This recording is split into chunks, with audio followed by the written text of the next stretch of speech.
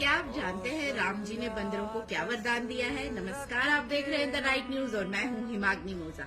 इससे पहले कि मैं आपको इसके बारे में बताऊं, जल्दी से कीजिए हमारा चैनल सब्सक्राइब ताकि ऐसे ही मजेदार फैक्ट के साथ मैं आपके सामने प्रस्तुत हो सकूं।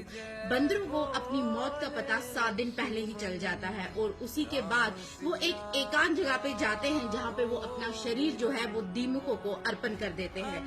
मान्यता ऐसी है कि राम जी ने उन्हें ये वरदान दिया था कि बंदरों को 7 दिन पहले ही अपनी मौत का पता चलेगा और जो उनका शरीर है वो दीमकों का खाना बनेगा। इसलिए आज तक हमने किसी भी बंदर की नेचुरल डेथ होते हुए नहीं देखा है। क्या आपको ये फैक्ट मालूम था? अगर नहीं तो जल्दी से लाइक कीजिए, सब्सक्राइब कीजिए, शेयर कीजिए, कमेंट कीजिए।